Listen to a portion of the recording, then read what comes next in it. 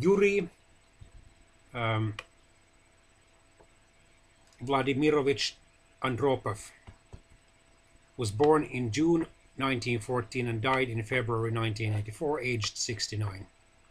He was one of the short-term Soviet leaders, being the country's political leader as the General Secretary of the Soviet Communist Party from November 1982 until February 1984, and then the titular head of state or chairman of the Presidium of the Supreme Soviet from June 1983 to February 1984.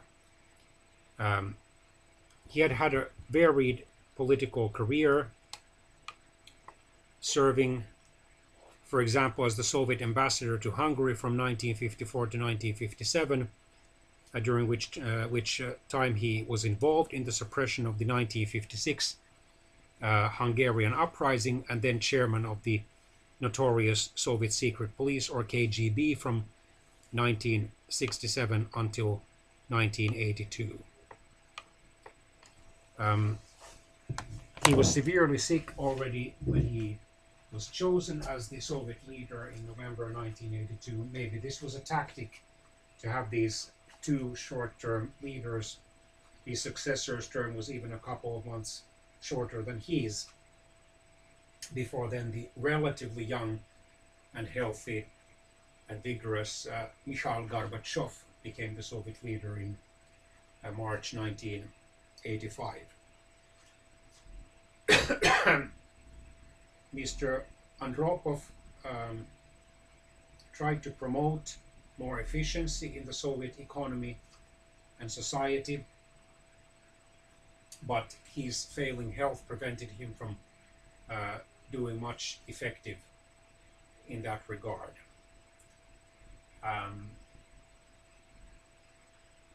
He never met personally, if I remember correctly, the US President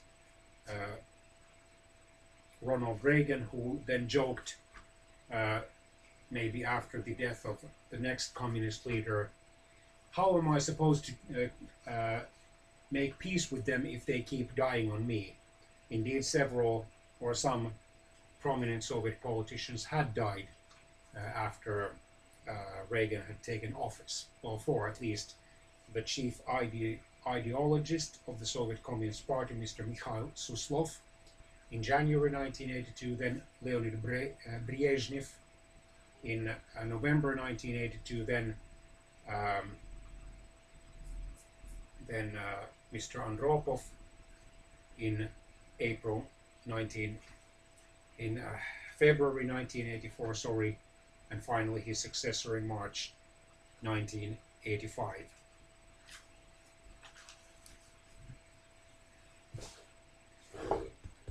During his short rule,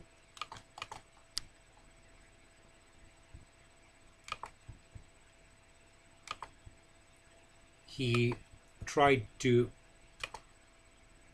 implement, as I said, some economic reforms. He cracked down on the undisciplined Soviet laborers by decreeing the arrest of absentee employees and penalties for tardiness or lateness. And then, for the first time, the facts about economic stagnation and obstacles to scientific progress were made available to the public and opened to criticism. The industrial output did rise by 4%, and more money was invested in new technologies such as robotics. However, Mr. Andropov refused to consider any policy changes that sought to dispense with the command economy first introduced under Joseph Stalin. During his 15 months of office, he dismissed for real or alleged corruption 18 cabinet ministers and 37 first secretaries of obkoms, Kraicoms, and central committees of the Soviet Republic's Communist parties. Criminal cases on highest party and state officials were started. The conflict in Afghanistan, however, continued, even though Andropov half-heartedly explored options for a negotiated withdrawal. In March 1983, in a speech US President Ronald Reagan famously labeled the Soviet Union as an evil empire. In August 1983, he made a sensational announcement that the Soviet Union was stopping all work on space-based weapons.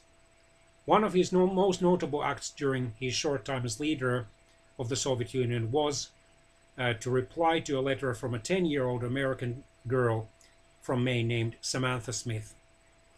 He invited her to the Soviet Union, and she did visit the country.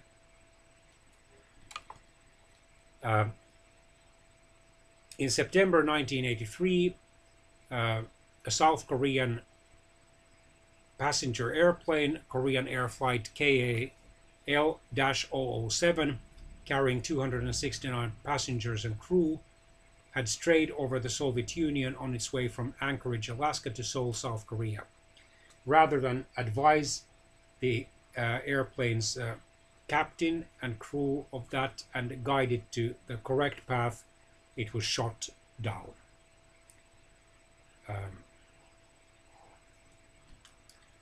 In February 1983, so just 3 months into office, he suffered a total renal failure, a total failure of his kidneys. In August 1983, entered the Central Clinical Hospital in Western Moscow, where he would spend the remainder of his life. In late January 1984, his health deteriorated sharply due to growing toxicity in his blood. He had periods of failing consciousness. He died on February the 9th, 1984, during the Sarajevo Winter Olympics, where the Soviet athletes, generally speaking, did well, as they usually did during the Cold War, in his hospital room at age 69. Few of the top Soviet leaders, not even all the Politburo members, learned of his death on that day. According to the Soviet doctors who issued his post-mortem medical report, he suffered from several serious medical conditions: interstitial nephritis, nephrosclerosis, residual hypertension, diabetes, and chronic kidney deficiency.